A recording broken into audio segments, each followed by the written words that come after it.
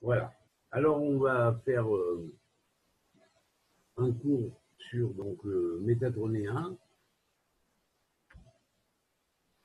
et en donnant la formule en hébreu, enfin ce qu'on veut sonder, ce qu'on veut arriver. Par exemple, on va traiter du Izoun Nefesh en premier, l'équilibre de l'âme, et on va expliquer comment arriver à cet équilibre de l'âme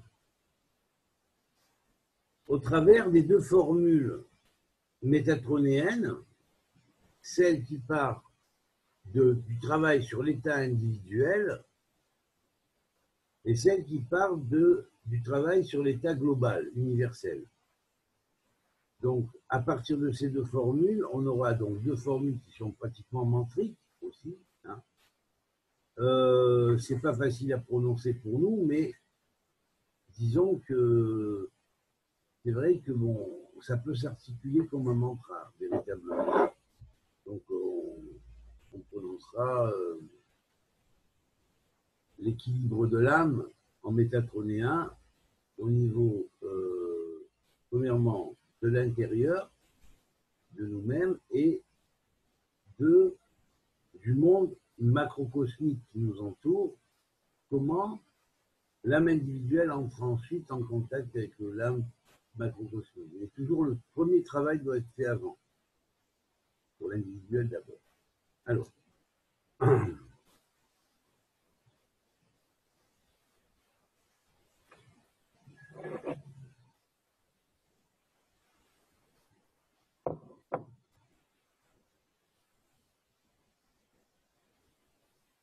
biche et tous, salmiche, biche, alors biche et tous, salmiche. C'est la formule individuelle. On peut essayer de prononcer mantriquement, dire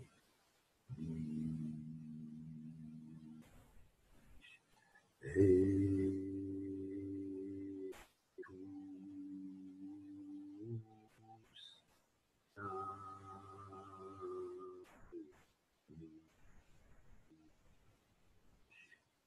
alors, quelle est sa structure?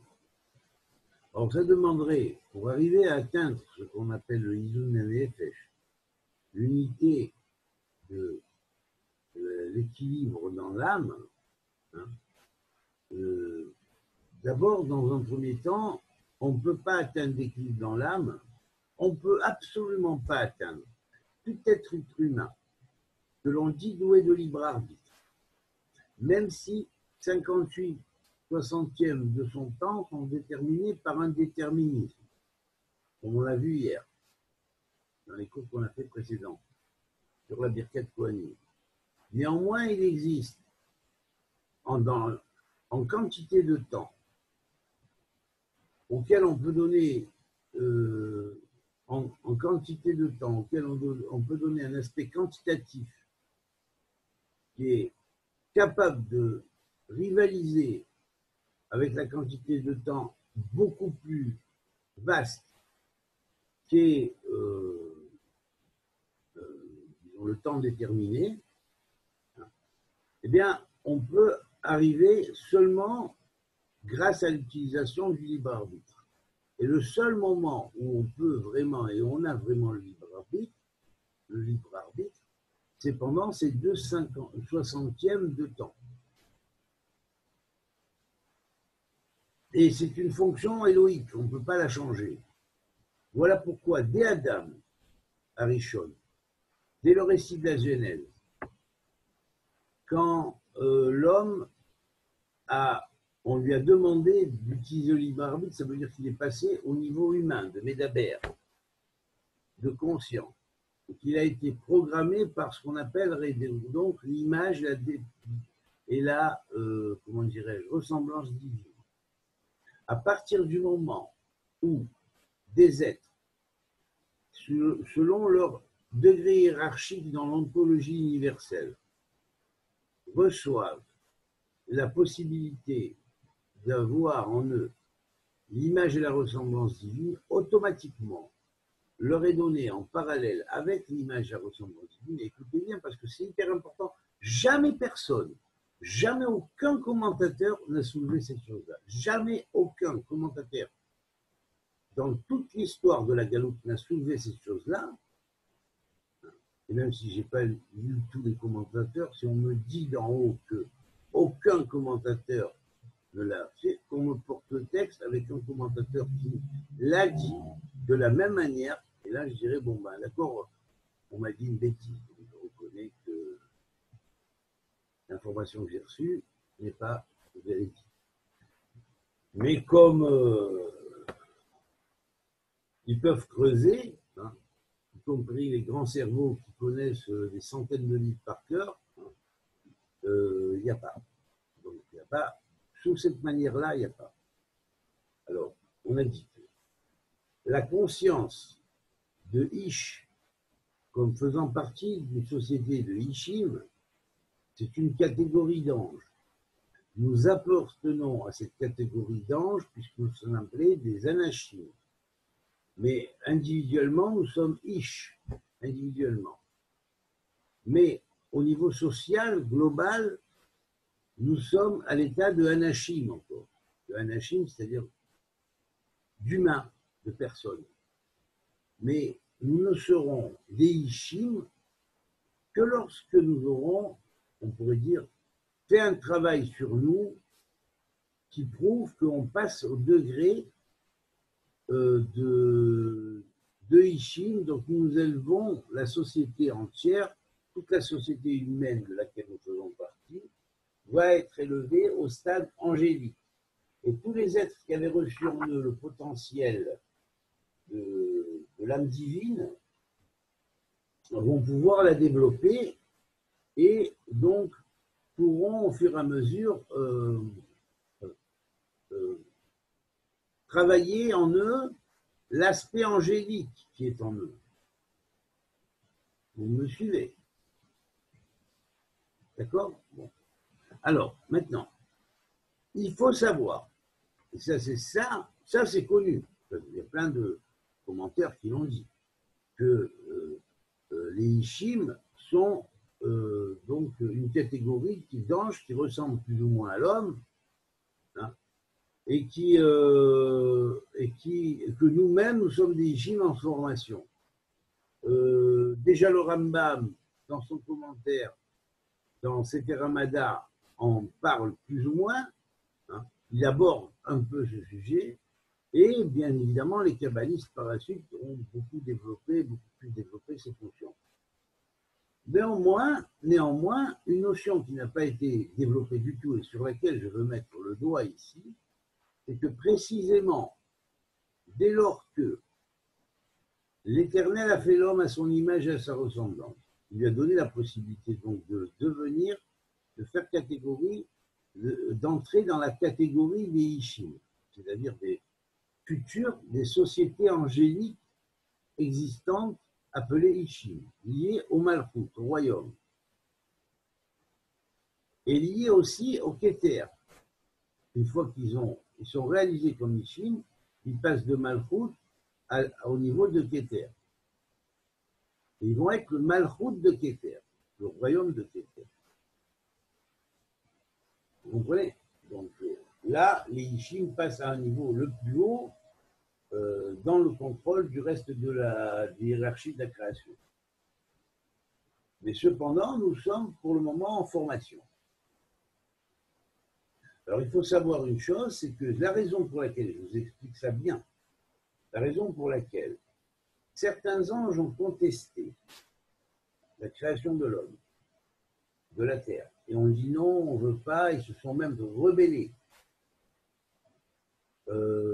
C'est parce qu'ils ont des places précises dans les hiérarchies, et selon les places qu'ils ont, ils ne veulent pas être dépassés par l'homme. Ils savent qu'un jour, ils seront dépassés par l'homme, et lorsque la société humaine s'élèvera au-dessus, ils devront servir. Ils font partie des castes qui sont inférieures à la dimension humaine une fois qu'elle est développée sous l'aspect de Ishim, dans Angélique. Parce que l'homme représente donc la catégorie angélique a descendu le plus bas, donc automatiquement, cette catégorie-là qui va redescendre jusque dans des stades très, très, très éloignés de la divinité, devront par la suite retrouver quand même en eux l'aspect divin et le développer, c'est pas facile. C'est pas facile du tout. C'est pas pareil que d'être un ange créé directement, sans libre arbitre. Et être tel que Dieu l'a fait. Parce que là, on peut faire des bêtises à cause du libre arbitre qui vont nous éloigner et nous créer des difficultés par rapport à certaines lois divines. À partir du moment où on s'en éloigne, on les transgresse. Et cela peut être la cause du libre arbitre. D'accord? Bon. Donc, c'est fondamental, dès lors que Dieu donne et fait l'homme à l'image et à la ressemblance divine, cette image et cette ressemblance divine impliquent automatiquement quelque chose en plus qui est le libre arbitre. On n'est plus que sur le déterminisme, on devient aussi quelqu'un doué de libre arbitre qui peut changer son destin et qui peut modifier les plans et en même temps intervenir dans les interplans. Chose qui n'est pas donnée à d'autres forces angéliques qui sont liées au plan angélique auquel ils sont. Ils ne changent pas de plan. Vous me suivez? Est-ce que vous me suivez? Donc si vous avez pris conscience de cela, vous pouvez commencer à prendre conscience qu'est-ce que sont des catégories d'êtres venant de civilisations très, très, très élevées, appartenant au royaume de Dieu et faisant partie de la catégorie des Ishim, mais qui sont des Ishim qui nous ont précédés de millions et peut-être même de milliards d'années. Vous comprenez? Alors qu'il y ait d'autres formes d'existence dans on pourrait dire le cosmos, certes, mais ces formes-là d'existence, si elles ne font pas partie de Ishim, elles sont soit des civilisations qui seraient en évolution plus ou moins, mais qui n'ont pas été reconnues comme sociétés d'Ishim intégrables au royaume. Et s'ils n'ont pas été reconnus comme société d'Ishim intégrale au royaume, ils n'ont pas le libre arbitre, comme nous l'avons. Ils ne peuvent pas changer le destin. Je vous laisse prendre conscience au fur et à mesure. Hein? Ils ne peuvent interférer dans les interplans et en changer les possibilités d'action interactives entre les différents plans de conscience universelle. Ils ne peuvent non plus aucunement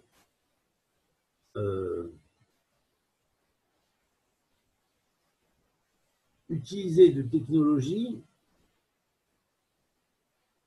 qui soient à l'échelle, ne serait-ce que même à des maillons très très bas de l'échelle, de ce qu'on appelle l'échelle technologique du royaume de Dieu. Parce que dans les sociétés évoluées qui sont des Ishim et qui sont dans le royaume de Dieu, ainsi que toutes les autres catégories d'anges qui les servent à ces Ishim dans le royaume de Dieu, sont ce qu'il y a de plus haut. Parce que ça appartient à des sphères qui transcendent les mondes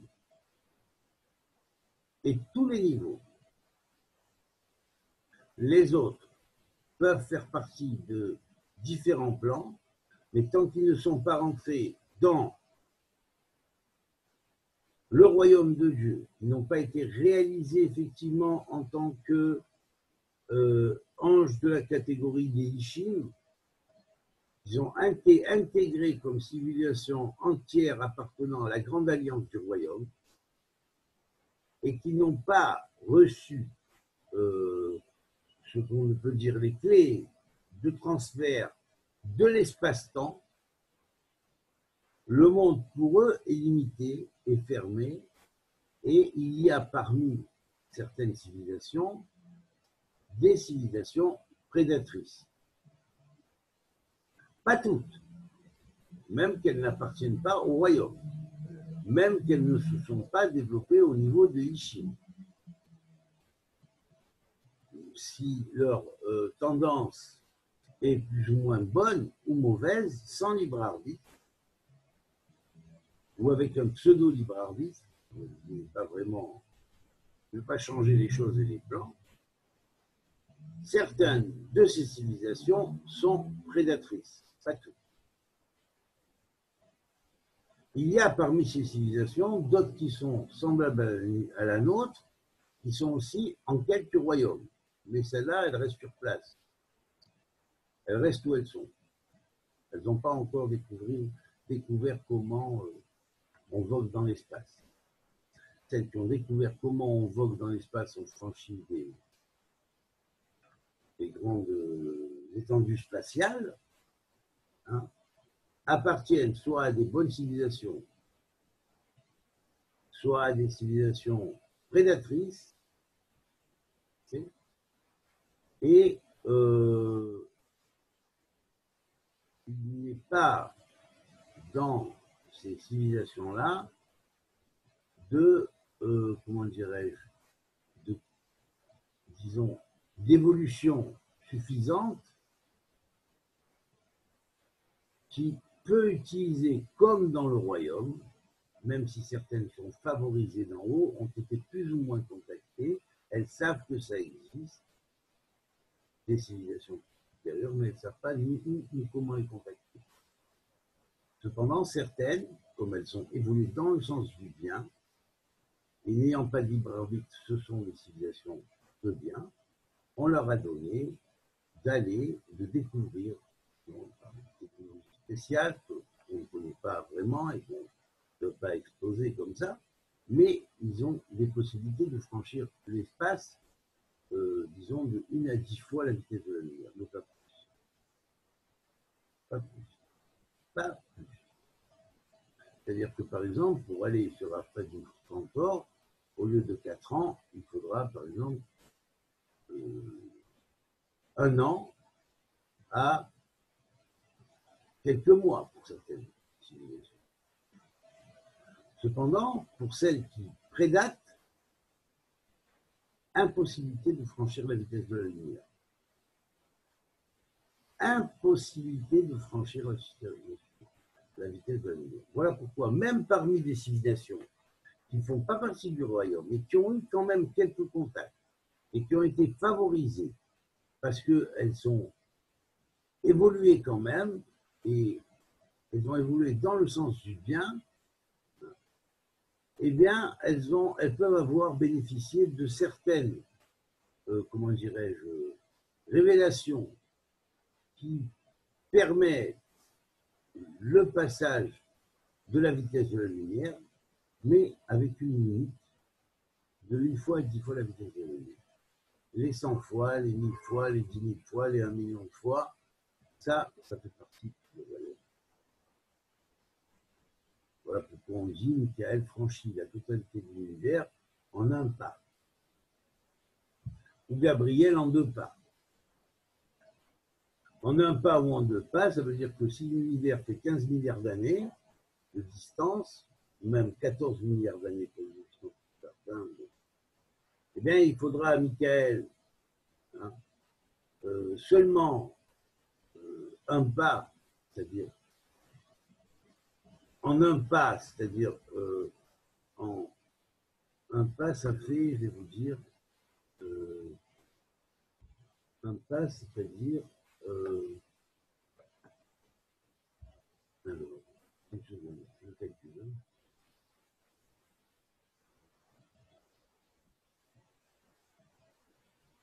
6, 2 mois. Un pas, c'est 2 mois. Un pas, c'est 2 mois. Donc, il faudra 2 mois, à peu près, hein. Pas vraiment 2 mois, un peu moins, mais il faudra à peu près 2 mois pour franchir en un pas la totalité de l'univers. Pour aller d'un bout à l'autre. 2 mois terrestres. Donc, à Gabriel, il faudra 4 mois terrestres.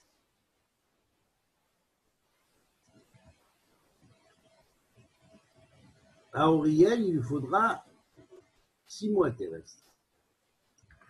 Parcourir tout l'univers d'un bout à l'autre du Big Bang. Tout l'espace qui a été créé, qui s'est expandu à partir du Big Bang. Alors que pour le Satan ou comment ça s'appelle, Eliyahu Hanavi, le prophète Élie, ça compte environ 10 mois. 8 mois, pardon. 8 mois, excusez-moi. 8 mois. 4 pas.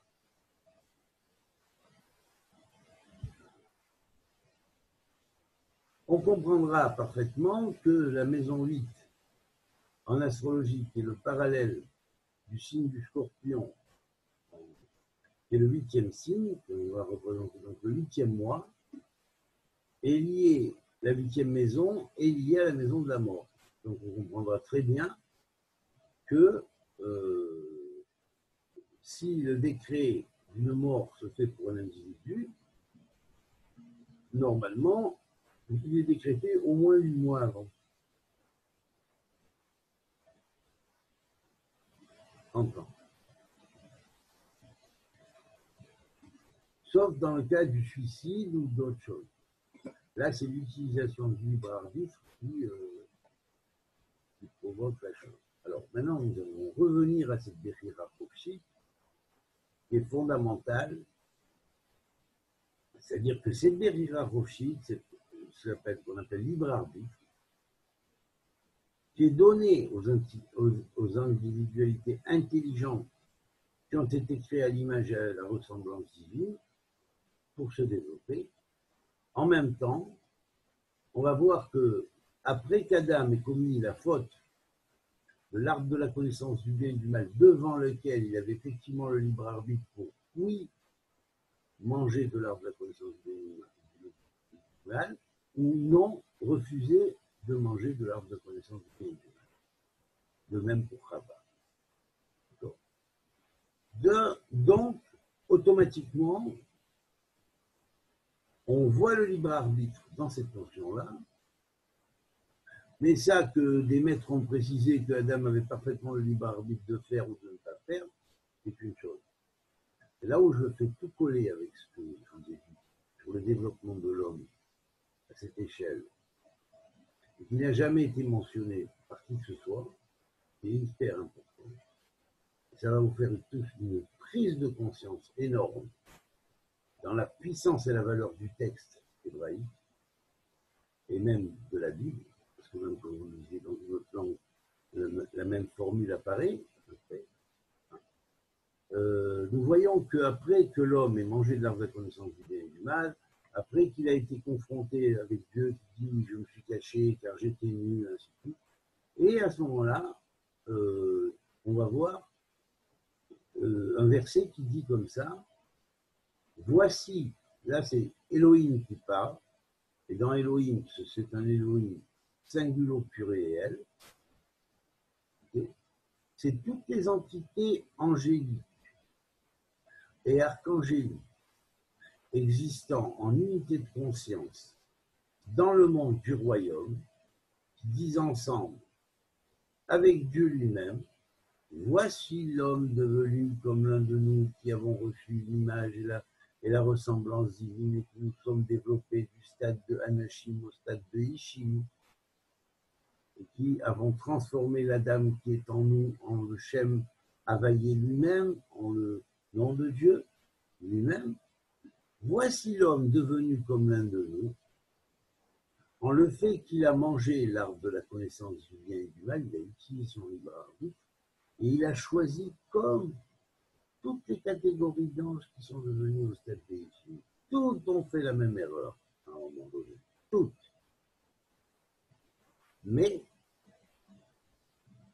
retirons-le et chassons-le de l'Éden afin qu'il ne mange pas de l'arbre de vie et commette le mal à jamais.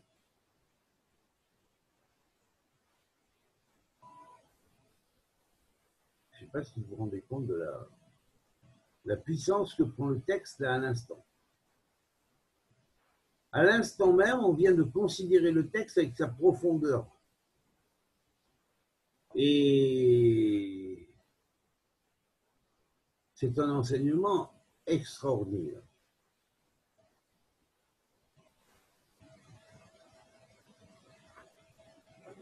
Alors, vous pouvez comprendre maintenant pourquoi les sociétés prédatrices, ténébreuses, ténébriques, qui utilisent les terres ou les exoplanètes et la Terre comme nous, ou les autres terres comme la nôtre, en tentant de de plonger les individus dans l'ignorance et en les retardant de leur entrée dans le royaume, vous pouvez comprendre l'enjeu et l'importance que ça a pour elles. Parce que très nombreuses parmi ces prédateurs, ces civilisations prédatrices, sont bien évidemment soit des anges déchus qui se sont reliés avec, soit des anges qui sont de la catégorie comme des Ishim, mais qui ne sont pas des Ishim, qui ne sont jamais devenus des Ishim, qui ont continué, perpétué toujours dans la non-connaissance de Dieu et qui ont créé leur propre ordre mondial. Ils sont des continuités des ordres mondiaux qui existent dans la Babylonie qui se joue à une échelle globale et universelle. Ces civilisations prédatrices ont intérêt à ce que les entités qui n'ont pas évolué encore, mais qui sont sous la dépendance de la possibilité d'évolution, où le Meshiach s'est déjà dévoilé chez eux, chez ces civilisations, où il y a eu prise de conscience de la notion de Meshiach, et qu'elles continuent à y travailler, vous pouvez très bien comprendre que ces sociétés-là, prédatrices, veulent absolument pas que la planète entre dans le royaume avec son humanité, pour la simple et bonne raison que si elle entre dans le royaume avec son humanité, eux-mêmes sont chassés automatiquement de la Terre totalement. Et ils sont relégués à d'autres plans. Et donc, ils vont devoir courir pour essayer de trouver d'autres civilisations à prédater. Et comme ça ne court pas forcément toutes les planètes, à des vitesses inférieures à la vitesse de la lumière, ce n'est pas évident de les trouver. Vous comprenez ? Même si certaines ont poussé les technologies à arriver à lancer des ondes très très loin pour être en communication avec une même forme de civilisation prédatrice qui a été lancée déjà il y a 10 000 ans, hein, et qui a réussi à atteindre après 2-3 générations, par exemple, une exoplanète à contrôler, par exemple. Vous comprenez ce que je veux dire ? Cela prend du temps. Néanmoins, tout cela est en contact, quelque part, par un autre grand ange déchu qui est une grande lumière de Dieu, qui s'appelle le diable. Et c'est lui qui a donc toutes ces civilisations-là, tout ça en contrôle. Pour quelle raison ? Eh bien parce qu'il a reçu la lumière qu'il avait, et donc, quand ces civilisations prédatent, ceux-là prennent et vivent et continuent de vivre grâce à la lumière volée aux individus prédatés, qui n'ont rien su en faire, malheureusement, parce que du ciel, on leur a semé les forces, mais ils ne les ont pas utilisées, donc elles ont été volées, subtilisées par les prédateurs. Et c'est logique, c'est comme quelqu'un qui a une bague avec un diamant, il ne sait même pas que c'est du diamant, pour lui c'est du carbone. C'est un physicien qui se connaît, il ne connaît pas la valeur du diamant, il dit oh, c'est du carbone, quoi. Il est blanc, c'est blanc, c'est tout. Il y a différencié avec un verre ou un machin, pareil. Ouais, un ignorant. Voilà. Alors, bien évidemment, ils se disent mais pourquoi? Ils ne savent même pas ce qu'ils ont. On leur enlève. C'est en cela qu'ils sont prédateurs. Donc réveillez-vous et prenez conscience à ce que vous avez en vous et ce qui est en formation, et sachez que ça les dérange énormément que vous découvriez le pourquoi exact du pourquoi vous êtes là et qu'est-ce que vous avez en vous. Parce qu'à partir du moment où vous vous rendrez compte que ce que vous avez en vous, chaque jour peut s'enrichir et s'emboîter avec ce qui aura été semé le jour précédent d'en haut sur vous, et donc ne plus donner à ces prédateurs la possibilité de vous piller. Vous comprenez? Pendant que les Juifs étaient en Khoutz Laaretz, avant la réintégration de l'exil, la restitution de la terre d'Israël, où les Juifs reprennent une autonomie, ils peuvent relever un peu la tête. Et ils marchaient dans les rues en frôlant les brûlures. Et ça arrangeait bien les forces des ténèbres. Seulement, quand les Juifs sont revenus en Eretz Israël, qu'ils ont commencé, la terre a redonné ses fruits, ils ont commencé à s'abriter, c'était un autre temps, Dieu les a protégés parce que le temps était venu. Alors, à ce moment-là, effectivement, ça a déplu à beaucoup.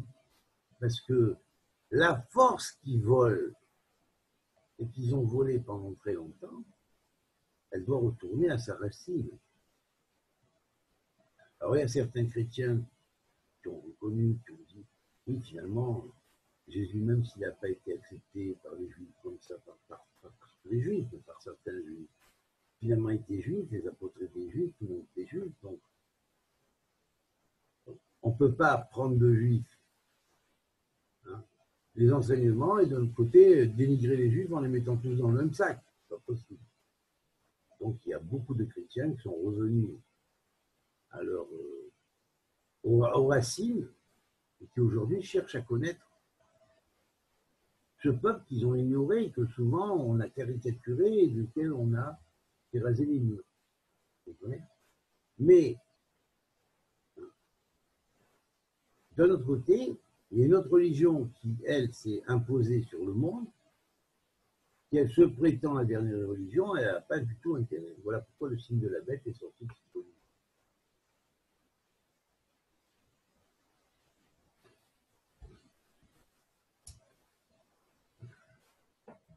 Parce que si Israël retrouve ses forces et sa lumière, ben la lumière qu'ils ont piquée chez Israël pendant très longtemps, dont 99 des noms de Coran sont des noms qui sont issus des 120 noms de Péoula Zulin, qui sont marqués dans les 120 noms permutés de Elohim, en parallèle avec chacun d'eux. On sait que c'est vaste parce qu'après de 120, on peut passer à 1200, et de 1200 à 12 000, et de 12 000 à 120 000, et de 120 000 à 1,2 million, et de 1,2 million à 12 millions, et ainsi de suite. Vous comprenez? Parce que c'est toujours, ça se multiplie par 10, c'est la clé des 10 sphirotes. Donc c'est interprétable en sphirotes et en sphirotes combinées. Vous comprenez? C'est très vaste. Donc il faut savoir que ces forces-là existent partout dans le monde. Eh bien, le fondement même de la langue métatronique, quand il parle de ce qu'on appellerait l'équilibre de l'âme humaine. Le fondement même et la base même de la réalisation de cet équilibre repose sur quoi? Sur le libre arbitre. Sur la loi que je vous ai exposée hier en parlant des 2/60 de temps par rapport aux 58/60 de temps qui sont sous le déterminisme, les 2/60 de temps qui sont sous l'égide du libre arbitre et où les choses peuvent se changer en fonction. C'est énorme. Voilà. Donc, au travers de cette formule, comment arriver à ce Izun HaNefesh, à cet équilibre de l'âme? Il faut d'abord, faire le bilan du libre arbitre, connaître la fonction et le sens profond du libre arbitre comme je vous l'expose maintenant, comme je vous l'ai exposé maintenant. Bien comprendre la relation qu'il a par rapport à l'œuvre de la Genèse et à l'œuvre du développement de l'homme dans la Merkava divine. Pour faire partie de ce qu'on appelle les Merkavot divines. C'est-à-dire les chars célestes divins, appartenant aux sociétés galactiques du royaume et planétaires du royaume, dont nous sommes nous-mêmes une en formation. Alors, vous reliez tout ça et vous comprenez la signification. Alors, cet Izun HaNefesh va reposer d'abord sur cette loi du libre arbitre bien comprise, sur la loi de la Birkat Kohanim bien comprise, comme je vous l'ai expliqué hier dans les règles de la Birkat Kohanim et avant-hier et avant-avant-hier.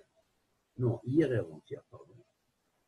Et donc, à partir de là, apprendre à comprendre les relations des forces de destinée par rapport aux forces de possibilité de changer le destin, les forces qui maintiennent dans un plan et celles qui permettent le passage d'un plan à un plan supérieur de conscience. C'est voilà. Alors donc, dès qu'il y a cette prise de conscience première, qui est le fondement qui nous relie au temple spirituel universel, c'est pas le matériel, hein, le spirituel, le temple d'en haut. Voilà.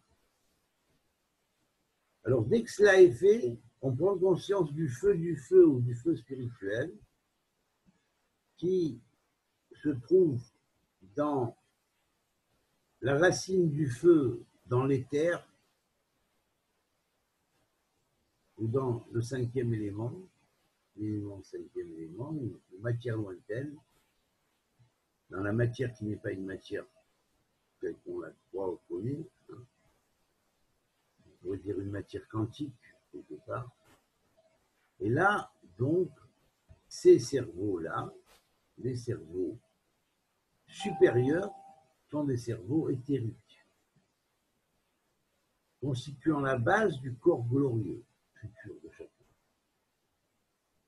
Ces cerveaux éthériques, lorsqu'ils descendent dans la conscience matérielle et fermée des anachim des êtres humains, commence et prépare la préparation de l'être humain appelé Ish en un futur Ish relié à une société de Ishim, une société unifiée et une société qui est apte à entrer dans le royaume. La société non unifiée reste une société mortelle, le nous non plus qu'il y a dans la société de Anachim représente l'aspect même de la mort. Et quelquefois, la mort peut même dériver de l'intelligence de la société. Pourquoi? Parce que certes, il y a des gens intelligents qui savent manipuler les autres pour les éloigner de croyances qui leur permettent des réalisations extraordinaires. Ils ne réaliseront jamais, à cause de cela, ils n'entreront jamais dans le royaume de Dieu. Est-ce que vous me suivez? Oui. Donc c'est la deuxième condition. L'avenir, c'est-à-dire adapter les cerveaux de façon à ce que ces cerveaux qui ont une signification de causalité, je vous viens de causalité, vont dans un premier temps, comment dirais-je, s'habiller à l'intérieur du cerveau physique et utiliser le cerveau physique comme simple habillement. Et il faut savoir que les trois premiers cerveaux spirituels, ils sont nés d'un premier effet causé par une cause, okay, va être par la suite remplacé à mesure que l'individu va évoluer dans les plans supérieurs par des cerveaux en plan d'échelle, sur une forme comme les maillons d'une échelle, les bâtons d'une échelle, et ces cerveaux-là vont à chaque fois descendre émanant de causes qui sont encore supérieures aux premiers cerveaux qui sont descendus émanés de causes plus inférieures. Et progressivement, le cerveau de l'humain, de l'être humain, en tant que Ish, va commencer à évoluer à l'échelle globale et comprendre la société d'Anachim. C'est important. Comment il va le faire? J'ai donné aussi un peu la formule hier, je vous l'ai faite en rémèse, mais ça vous aidera à comprendre ô combien la pensée que je prône et que j'essaie d'expliquer est profonde, hein, parce que elle ne repose pas seulement sur une connaissance, mais sur la connaissance, et elle repose sur des tas de connaissances, d'autres connaissances, et d'autres connaissances qui sont mises en relation les unes avec les autres. C'est un schéma complexe. Voilà. Donc, je vous dis, et ça lui dit, il y a donc ici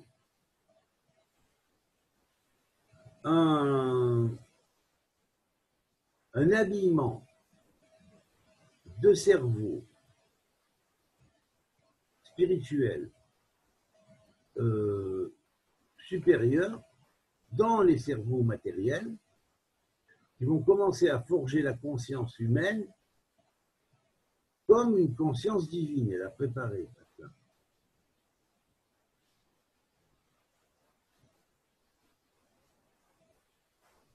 Alors,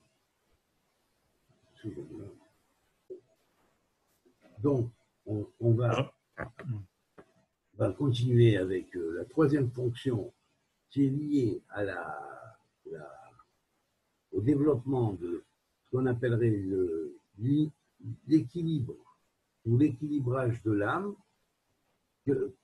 âme qui a été faite à l'image et à la ressemblance divine, donc qui a reçu le libre arbitre, hein, qui a fauté, comme la plupart des anges de la catégorie des Ishim ont fauté, et cette âme-là, appartenant à une société qui plus tard sera développée, pourra se développer éventuellement comme une société galactique ou intergalactique ou systémique au moins, donc appartenant au royaume, donc aura des clés de l'espace-temps par la suite, que automatiquement le libre arbitre doit être automatiquement bien canalisé. Et on veille là-dessus à ce que le libre arbitre soit bien canalisé pour éviter que quelqu'un qui a utilisé mal son libre arbitre puisse ensuite, étant donné que Adam a mangé de l'arbre de la connaissance du bien et du mal, les anges en haut disent tous ensemble, avec une voix divine, les habite à tous en même temps, et Dieu lui-même parlant au travers de tous, Ils disent, voici l'homme devenu comme l'un de nous, en ce qu'il connaît le bien et le mal, mais nous allons l'interdire de l'Éden, car il ne faut pas qu'il continue à faire le mal et risque de toucher ou de prendre et de manger le fruit de l'arbre de la vie, car s'il mange le fruit de l'arbre de la vie, il vivra pour toujours et fera toujours le mal. Ce cas-là, c'est uniquement le cas du Satan.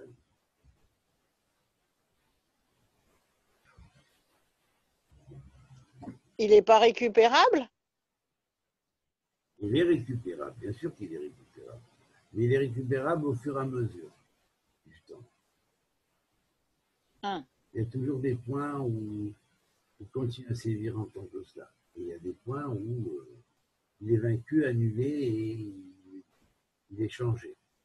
Mais il n'est pas changé dans sa totalité. C'est la partie liée au point de l'univers où il agissait qui va être transmutée déjà. C'est déjà pas mal. Mais il ne peut pas être complètement neutralisé éventuellement? Si, il est neutralisé à la fin des temps pour notre Terre, il sera neutralisé pour tout l'espace de notre Terre et toutes les influences que notre Terre a sur les dimensions parallèles. Ça, c'est certain. Ça ne veut pas dire qu'il n'existe pas en tant que fonction cosmique universelle aussi. Bon, on ne peut pas s'en débarrasser de façon cosmique, globale, dans tout le monde de la SIA. Parce qu'il faut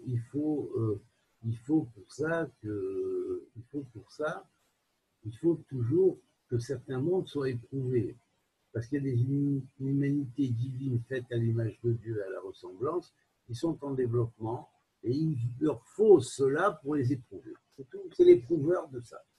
Ceux qui le passent, qui le transmutent, ils montent dans le royaume. Après, ça fait une partie encore transmutée. Ils le passent, ça fait une autre partie transmutée. C'est comme ça que ça marche. Mais est-ce qu'il aurait pu refuser cette fonction, le Satan, ou pas? Non, parce qu'il y a une rébellion totale par rapport à la conscience divine faite en l'homme, descendant jusqu'au plan de l'homme, qui par la suite doit contrôler, quand il passe au stade de Ishim, de société humaine réalisée, toute l'humanité passe au stade d'angélique, individuellement et globalement.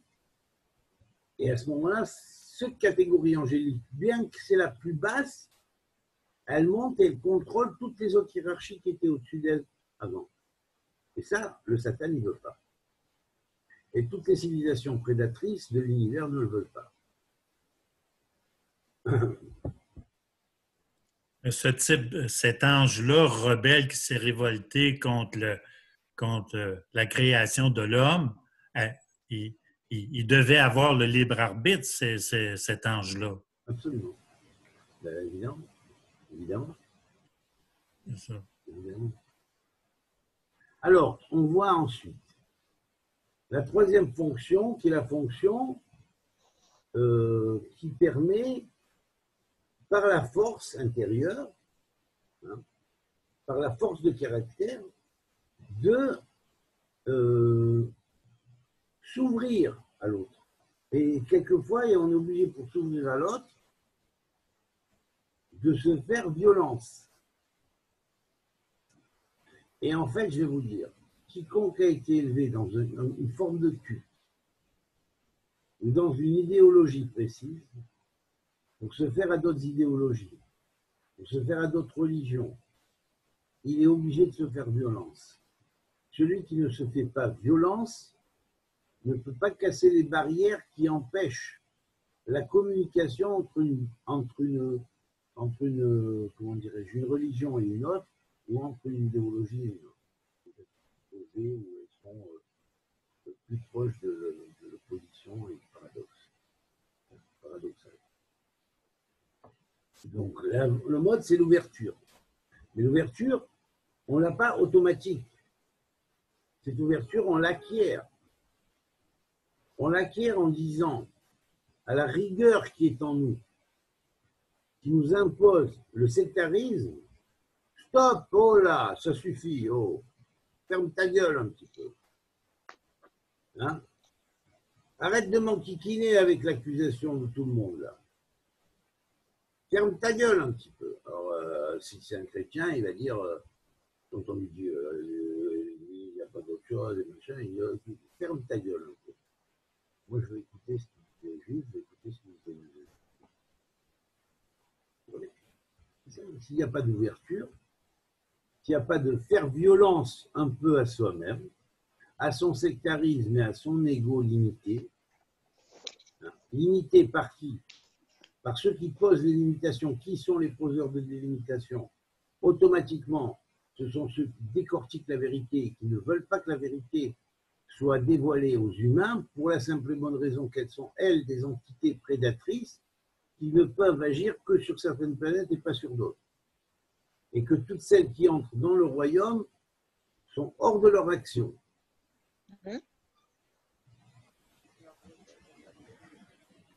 David, Oui. tu vois, c'est passionnant ce qui se dit là. Oui. Tout simplement, bon, je te renvoie à Paul qui parlait d'une écharde, hein, c'est-à-dire de Paul, tu vois, dans le Nouveau Testament. Oui. Et qui parlait, bon, je ne peux pas te dire le contexte, mais qui parle de l'écharde, c'est-à-dire un problème intérieur, quoi. L'écharde de Paul. Voilà. Est-ce que tout homme, nous avons tous ce qu'on dit en bon chrétien, en gros, hein, un péché mignon, quoi. Est-ce bon, et qu'on a peur, c'est-à-dire qui devient secret et qui est notre secret et qui est notre problème en même temps. Et est-ce que ce n'est pas cela une manière de dépasser, comment te dire, ce problème, c'est-à-dire le point secret, et pour pouvoir, comment te dire, rentrer dans le libre arbitre, décider et avancer, quoi, pour ainsi dire. Il faut voir le point secret, c'est quoi? Je ne sais pas. Non, c'est-à-dire. Quel point secret, par exemple? Quel point secret? Bon, par exemple, je ne sais pas, bon, si je ne peux, c'est-à-dire qu'il aurait fallu que je parle de moi d'une manière, comment te dire, publique, et je n'ai pas envie de parler d'une manière publique. Alors, ne parle pas de toi d'une manière publique, parle de quelqu'un d'autre d'une manière publique, avec son problème à lui.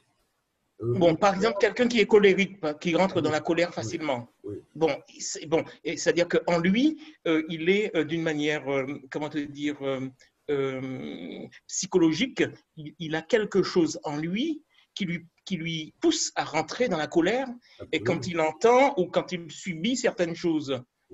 Absolument. Tu vois? Voilà. Et alors, mais c'est assis sur quelque chose dans l'âme, quoi. C'est assis quelque part dans l'âme.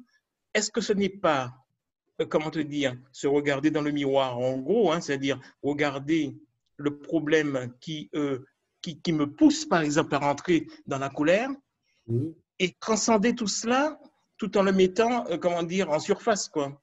Et alors, quel que soit, c'est-à-dire au moment du libre arbitre, c'est-à-dire quand on doit décider de rentrer dans la colère ou ne pas rentrer dans la colère, est-ce que c'est là que ce que tu dis prend place, quoi? Oh. Mais ça peut être d'autres exemples. Alors, justement, toutes les mauvaises midotes, les mauvaises tendances de l'être humain, de tout être humain, un être humain qui vit sur Terre et qui vit dans une étoile, une planète liée à la constellation dans laquelle il y a Alpha du Centaure, par exemple, eh bien, ou une autre exoplanète, là, il a toujours, à partir du moment où il est capable de... Il a évolué le premier plan minéral, végétal, animal. C'est passé, la vie est passée au stade Médaber. Médaber, ça veut dire, c'est pas appelé humain, c'est appelé Médaber, parlant. Parlant, c'est-à-dire quelqu'un qui a une bouche qui parle, mais s'il parle, c'est pour communiquer. S'il est appelé parlant, c'est pour communiquer. Autrement, le lion a aussi une bouche, mais on l'appelle pas une bouche, on l'appelle une gueule. Un chien, on l'appelle une gueule. Okay? parce que ça fait partie du règne animal. Qu'est-ce qui différencie la bouche de l'animal, si on pourrait dire, de la bouche humaine? C'est que la bouche de l'animal peut faire des bruits d'un langage naturel et exprimer de par ces bruits automatiquement, naturellement, quelque chose qui est compris dans notre animal, comme un langage naturel, mais qui n'est pas conventionnel. Les êtres humains sont appelés Médabères, et le règne Médabère est le règne qui a été choisi par Dieu. Le premier Médabère, c'est Adam. Donc, Adam a reçu en tant que premier homme du Médabère, il a reçu la possibilité de construire des langages qui sont des langages conventionnels. Alors, je veux dire par langage conventionnel, des langages tels que les langages français, anglais, espagnol, et ainsi de suite, avec des termes qu'on dit, on fait des dictionnaires. Depuis la plus haute antiquité, on note les mots, on dit ça se dit comme ça, dans telle langue, dans telle langue, dans telle langue. Et les savants, depuis la plus haute antiquité, connaissaient ou apprenaient des langues pour avoir du commerce avec d'autres peuples, par exemple, des échanges commerciaux. Donc, ça, ce sont des langues. Les langues sont conventionnelles, parce que les termes des langues sont conventionnels. Okay, ils sont admis dans la langue par un petit comité de sages, et ça existe depuis très longtemps. Maintenant, il y a d'autres langages conventionnels. Par exemple, le langage mathématique est conventionnel pour tous les mathématiciens dans le monde. Il y a une terminologie globale qui est la base du langage mathématique qui est conventionnelle pour les mathématiciens. Certes, le mot peut se dire différemment d'une langue à l'autre, mais quand on traduit, on trouve le même mot, la même fonction, la même compréhension de la signification du contexte de l'expression mathématique ou de l'expression scientifique quelconque dans, par exemple, la physique ou dans l'astrophysique ou dans d'autres sciences. Donc, les langages conventionnels ne sont pas que des langages liés simplement au peuple auquel nous appartenons, mais également aux sciences que nous construisons en tant qu'êtres humains sur la Terre. Vous voyez? Voilà. Donc, quand on est dans le Médabère, dans le parlant, que lorsqu'on sait maîtriser la notion conventionnelle du langage, lorsqu'on est doué de libre arbitre et qu'on a été créé à l'image et à la ressemblance de Dieu. Sans quoi, on n'est pas Médabère. On fait partie du règne animal, du règne végétal, ou on ne fait pas partie du règne Médabère. Voilà. Donc, le Médabère particulièrement, c'est-à-dire l'être doué de conscience, capable d'émaner un langage conventionnel, okay, a automatiquement des conceptions autant que des, comment dirais-je, passions qui sont liées, écoutez bien, aux 4 éléments. Pourquoi? Pourquoi? Parce que les éléments sont en relation directe aussi avec les règnes. Le règne dit humain ou Médabère, parlant, c'est le terme exact, parlant, est un terme qui dérive du 4e élément en partant du bas vers le haut, qui est le feu. Le règne minéral est lié à la terre. Le règne végétal a besoin de l'eau pour pousser, donc il est lié à l'eau. Le règne animal est lié à l'air, parce qu'on voit des animaux qui volent, hein, par exemple les oiseaux, hein, les insectes, et puis on a aussi des animaux qui marchent sur terre, mais qui peuvent se déplacer, pas comme les plantes qui se déplacent peut-être aussi, mais d'une manière vraiment presque pour l'espace d'un an et font centimètres. Donc là, le règne animal est lié à l'élément de mouvement appelé l'air. L'homme est le seul qui maîtrise le feu. Au feu est liée la colère, le gène. Au feu est liée la colère. Au feu est lié l'orgueil. Parce qu'un animal n'a pas la colère, c'est son instinct. Par son instinct, il se défend, c'est tout. Il n'a pas la colère. La colère ou l'orgueil, en tant que particulièrement défaut émané du feu, sous ses aspects négatifs, automatiquement peuvent engendrer le meurtre. Or, un animal ne commet pas un meurtre. Un animal se défend, il défend son territoire, il peut tuer un autre animal parce qu'il a un besoin de manger, hein, mais il ne tue pas pour tuer.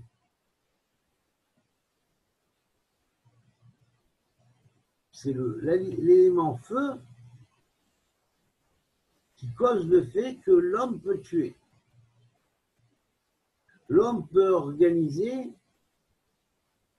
les humains, les parlants humains, peuvent organiser des génocides, chose que les animaux ne font pas.